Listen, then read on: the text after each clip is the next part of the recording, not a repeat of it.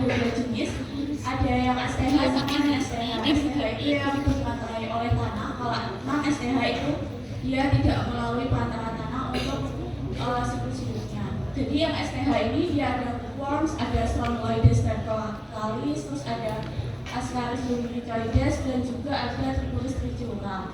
Kalau non STH dia ada di ganja, ada Enterobius particularis, Taenia solium dan Taenia staginata. Oke, ini untuk analogi dan morfologi dari cacingnya. Yang pertama ada soal transmitted helminth atau cacing yang melalui pantaran tanah. Yang pertama ada cacing tambang atau hookworms. Dia ada 3 spesies ya yang bisa menyebabkan.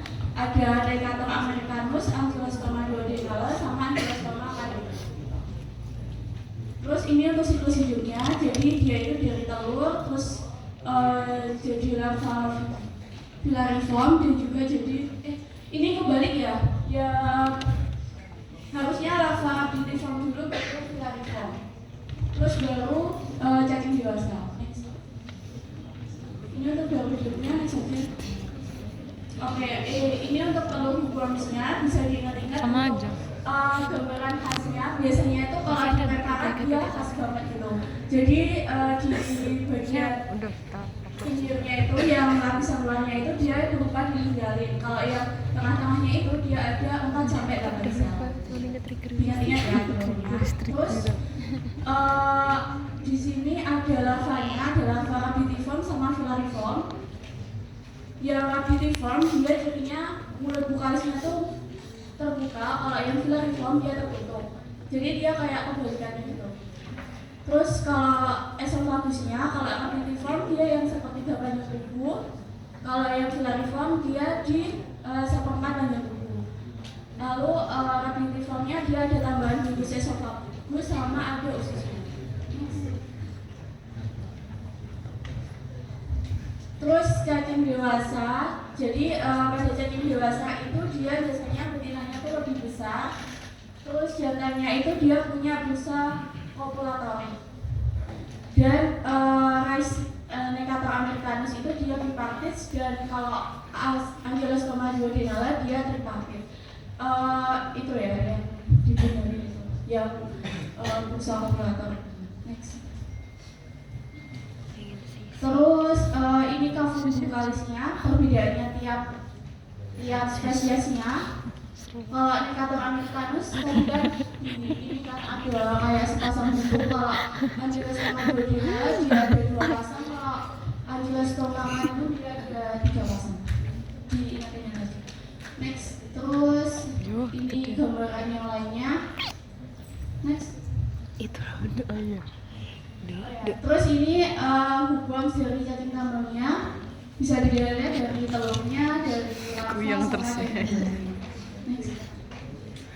lanjut ke Stromeloidiasis atau disebut juga diare Cina. Penyebabnya itu ada Stromeloides calalis. Next. Ini daur hidupnya. Next.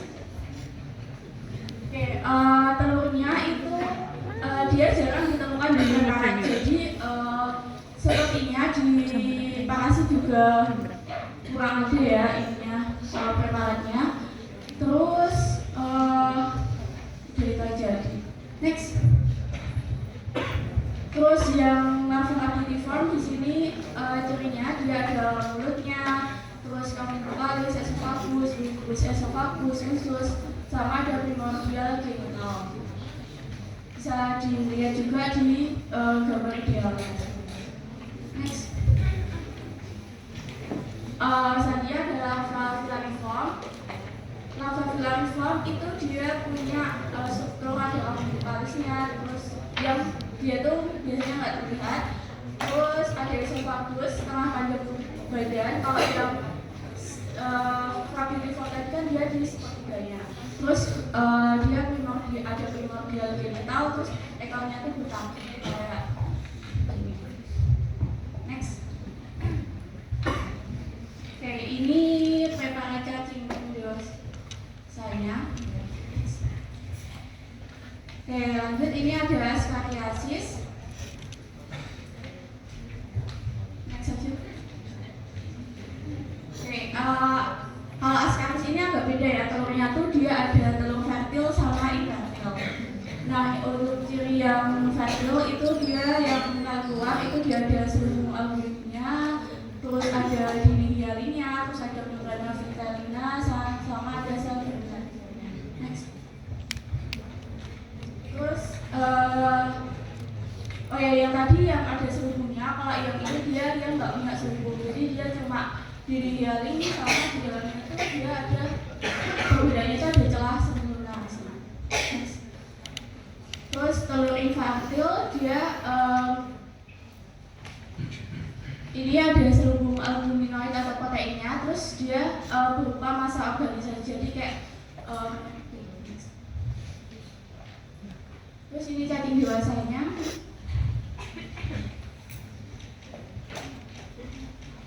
Ini preparat telur-telurnya.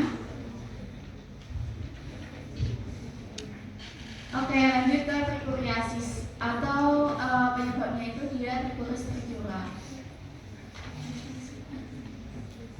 Oke, untuk telurnya di sini dia menurutku ya dia itu yang kayak paling khas gitu di antara yang lain. Soalnya bentuknya tuh kayak taung gitu. Jadi ini paling enak untuk dihafal gitu. Terus jadi di atasnya tuh dia punya sumber mukoid, terus ada dinding luarnya, ada dinding dalam, sama ada sel germinatif. Terus cacing dewasanya juga menurutku dia yang paling khas, soalnya dia tuh kayak panjang banget gitu dan kayak cambuk, jadi kayak ada bagian yang dia tebal banget, terus ada yang bagian dia tipis banget, jadi kayak cambuk. Terus ini preparatnya. Oke, lanjut.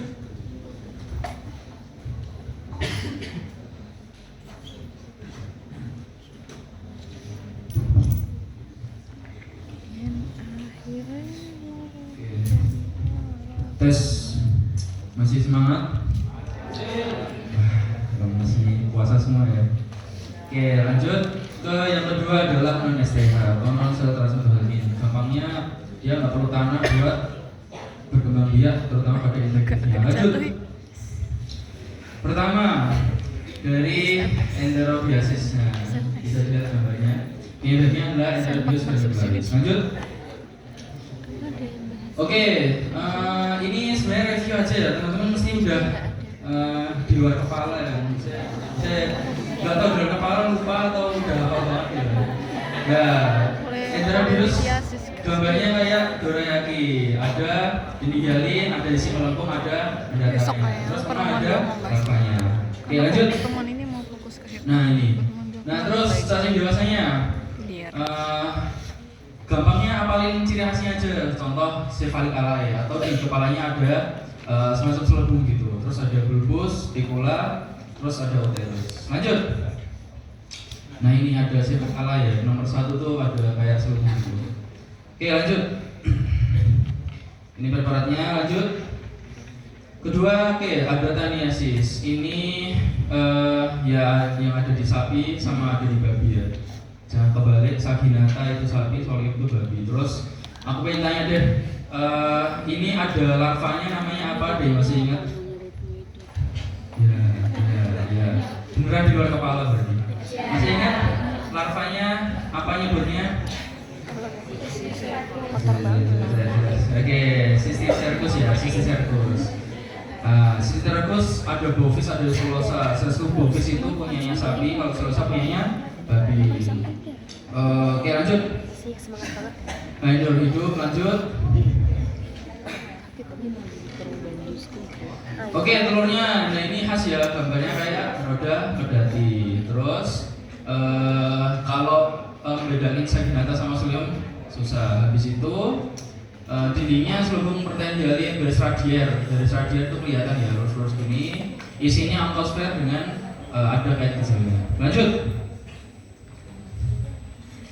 Nah, untuk dewasanya ingat-ingat lagi pembagian dari tubuhnya ya, ada kepala atau skoleksnya, ada leher sama strobila. Nah, strobila ini kan bertingkat ya, dari depan ke belakang. Kalau paling depan atau mendekati kepala. Yang mendekati kepala itu yang lebih imatur. Jadi protein imatur, matur terus yang belakang gravid yang mengandung telur. Lanjut. Nah ini bedain solid sama saginata, jangan saya kembali juga. Yang skolium ada 4 batil pemisah dan 2 batil kait. Kalau yang saginata 4 saker tanpa rosong tanpa kait. Lanjut. Nah ini yang imatur yang paling dekat sama kepala ya. Segmennya pendek-pendek, terus alat kelamin belum sempurna. Lanjut. Terus ini yang matur. Nah ini khasnya diingat lagi ada ovarium 2 buah, kelihatan ya. Terus ada uterus seperti gada. Lanjut. Nah ini bedain, jangan lupa juga yang gravid ya, protein gravid antara saginata sama solium. Nanti bisa dibaca. Lanjut. Lanjut. Kan manusia. Ini rangkumannya. Bentar. Ini rangkumannya nggak kelihatan ya? Ya udah nggak apa-apa. Lanjut. Nah udah, terima kasih. Langsung ke selanjutnya. Krau.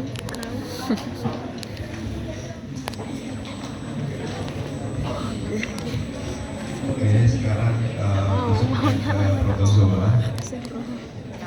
Terekam masuk YouTube loh, mampus. Ya, ada Masio. tiga topik, yaitu amebiasis, nerbiasis, sama balanibiasis. Ini kelas kan? Ini terakhir. Oh ya di PPT praktik. Next. Oke, amebiasis itu disebabkan oleh Enterobacterium. Ada 2 stadium, yaitu trofozoid dan kista. Trofozoidnya biasanya ditemukan di versi yang encer, dan kista ditemukan yang di padat. Namanya entabuba karena dia dapat menginvasi jaringan selain usus, bisa ke ekstraintestinal seperti hati, paru, dan Kok kecil sebagainya. gitu ya? Next. Aku jalannya memang sih kok kecil kio. Oke, ini bentuk trofozoidnya, di sini Oh, juga gitu. gambarnya.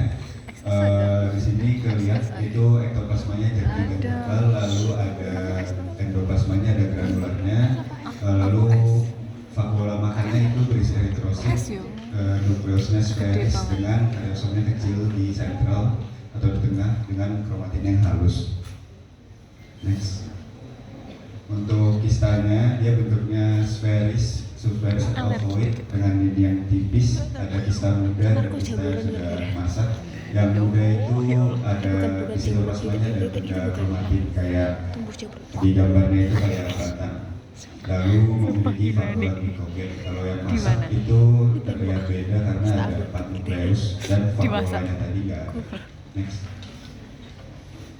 Oke, ini gambarnya, gambar skematis. Next. Aku sak para kamar ki mau enek debu ning dhuwur Oke, tok. selanjutnya terbuka coli sama juga ada trofozoid kista. Ini dia hidupnya secara komensal di usus besar kolon.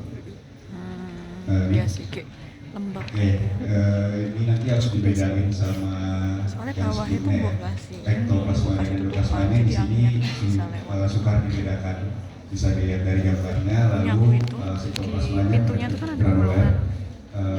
Terus di kamar mandi itu ventilasinya tuh jaring-jaring. Yang sebelumnya itu Jadi angin kalau eritrosit. pagi tuh masuk Dan ke yang sini, ini kalau malam nukleusnya berisi Jadinya anginnya karyosom ganti cukup terus. besar, eksentris dan granular kromatinnya yang granular kasar. Kalau tadi granular halus.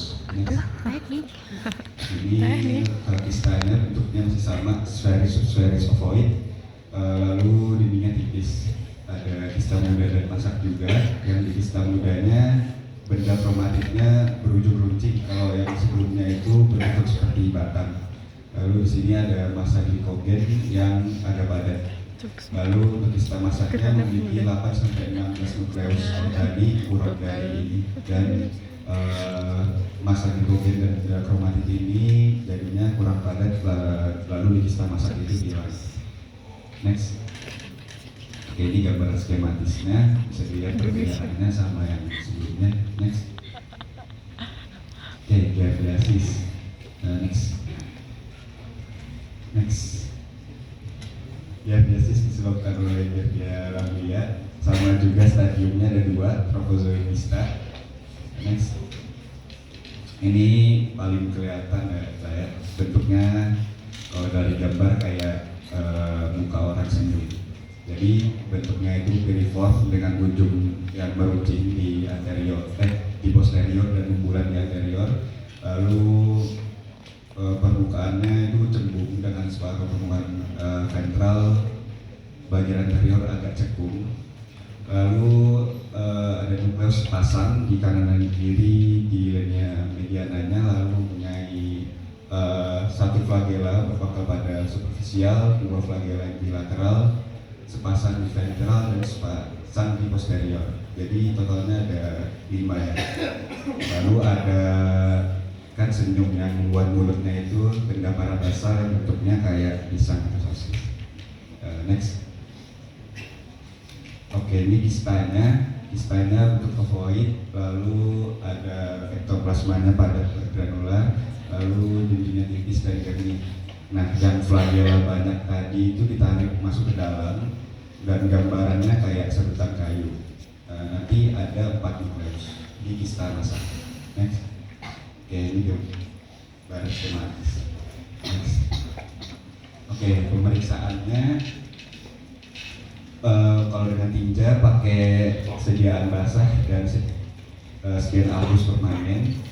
Kalau di duodenum, di bilas duodenum, lalu bisa pakai enterotest juga, yaitu mengambil bahan dari duodenum. Nanti caranya dengan cara sederhana sehingga tidak dibutuhkan intubasi intestinal dan bisa dibiopsi, itu dilakukan. Next. Oke, balantidiasis. Next. Stadiumnya sama juga. Ini yang diingat mungkin hospesnya ada di babi dan manusia. Next. Oke, untuk bentuk trofozoitnya ini bentuknya seperti kantung dan berwarna keabu-abuan. Lalu ada silianya yang tersusun secara longitudinal yang melingkari balantidium itu. Terus ada 2 vakuola kontraktil dan ada 2 nukleus. Ada makronukleus dan mikronukleus. Yang makronukleus kalau digambar itu seperti ginjal dan kromatin berpindah ke kromatin somatis atau vegetatif. Lalu yang mikronukleus itu banyak mengandung DNA-nya dan itu bertindak sebagai yang generatif. Lalu sitoplasmanya itu sebagai mulut pada berpindah. Next. Oke, untuk kistanya bentuknya seperti bola, lalu ada makronukleus dan ada vakuola kontraktil dengan silia. Next. Oke, ini gambar skematisnya. Kita lihat yang kistanya itu lebih bulat daripada yang trofozoitnya karena itu ada sitostoma. Next. Oke. Lanjut ke PPT praktik.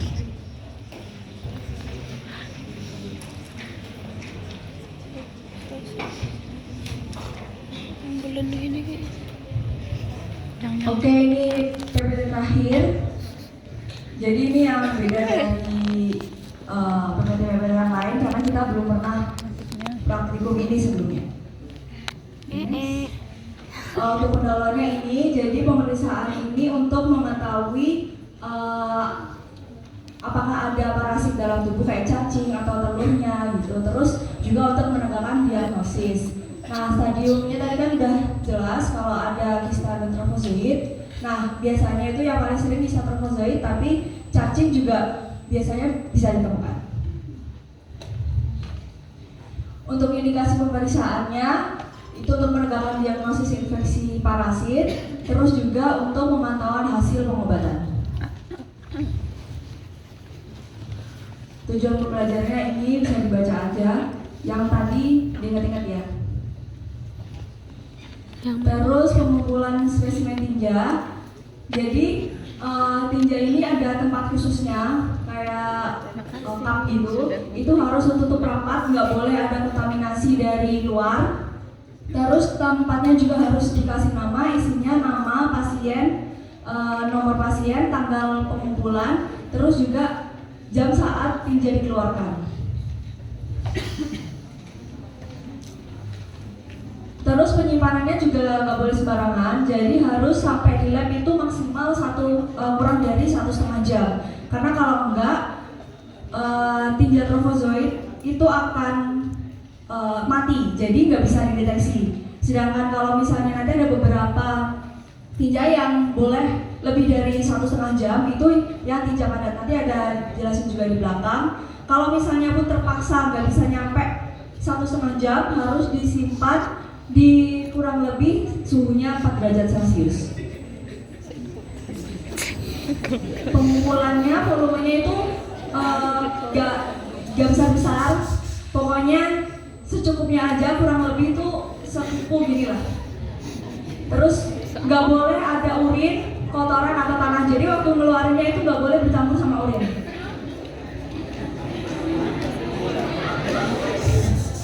Jadi untuk prosedur pemeriksaannya, nanti yang pertama, oh ya ini nanti kalian tolong belajar banget karena di dalam nanti nggak boleh bawa BPP. Jadi murni ini dan ini semua dinilai. Ini nanti jadi nilainya kalian itu bukan hanya dari pretest dan responsi, tapi juga pretest, responsi dan praktikum. Dan ini ngebantu banget. Jadi yang pertama harus membaca form permintaan dulu. Nanti ada 2 form, terus juga diisi dulu. Terus aseptik seperti biasa, cuci tangan. Kalau pakai APD kan kalian udah dari luar. Terus melakukan pemeriksaan makroskopis kayak bentuknya itu kayak gimana, apakah ada darah, ada lendir, apakah ada cacing yang terlihat gitu. Terus melakukan pemeriksaan mikroskopis. Next. Ini contoh permintaan pemeriksaannya, nanti kalian isi itu. Udah disediakan di lab, tinggal diisi aja. Next. Ini juga, jadi ada 2 form nanti. Oke, terus yang perlu diamati, ini buat makros ya. Jadi ya dia tuh body shape-nya gimana, apakah padat, apa cair, terus warnanya gimana, lendirnya ada apa enggak, apakah ada darah, terus makanan yang terserna, yang nggak terserna itu ada enggak, kalau misalnya ada itu apa, misalnya buah atau nasi misal, terus ada cacing apa enggak. Kalau cacing itu juga diidentifikasi cacingnya itu kayak gimana, cacingnya apa. Next. Terus itu tadi yang aku jelasin kalau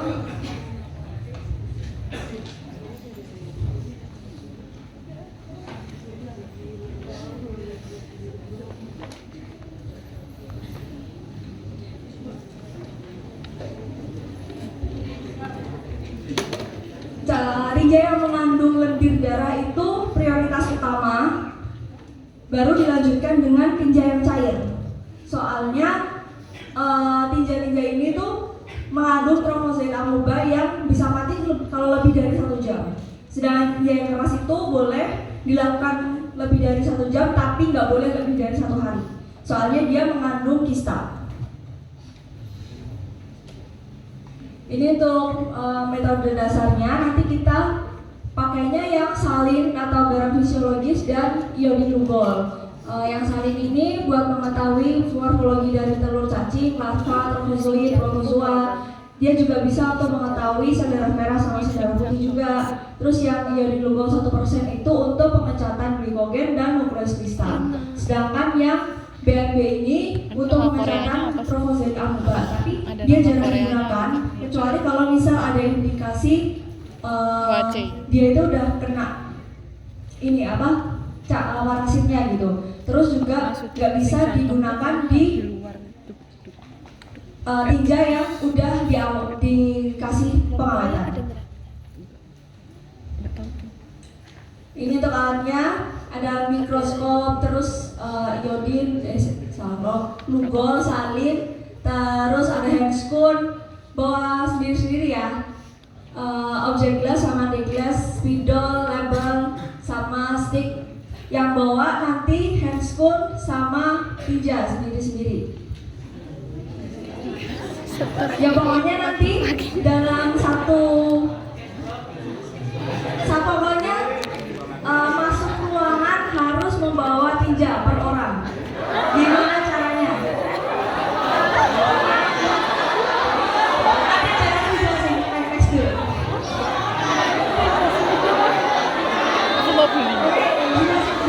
Ya. Paling mau punya aku 50.000. Buat pekerjaannya yang pertama, juga di lab. Jadi pertama dikasih lagi dulu pemeriksaannya itu pasien namanya siapa, terus identitasnya lah, dikasih di objek glassnya. Terus dibersihkan objek glassnya itu satu arah pakai alcohol swab. Habis itu di satu sisi itu ditetesin salin, yang di satu sisi ditetesin gol. Jadi kita langsung bagi dua. Lihat ya, langsung bagi dua, jangan satu objek glass buat satu. Jadi langsung dibagi dua, langsung satu-satu gitu. Terus ambil tinjanya pakai tusuk gigi nanti, terus diambil aja, terus dihomogenkan atau diaduk di gol dan salinnya tadi. Terus ditutup, udah. Dengan stick aplikator. Nah, di situ diamati di mikroskop. Pertama pakai lensa yang kecil dulu, yang 10 kali. Terus habis itu dilakukan dengan pemeriksaan zigzag. Habis itu dipindah ke pemeriksaan yang perbesaran 40 kali. Nah, habis itu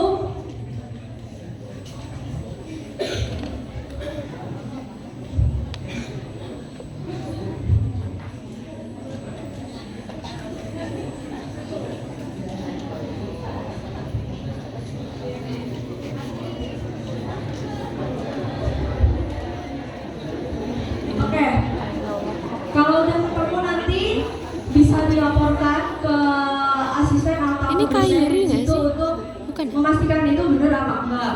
Soalnya kadang itu bisa aja kotoran atau gelembung gitu.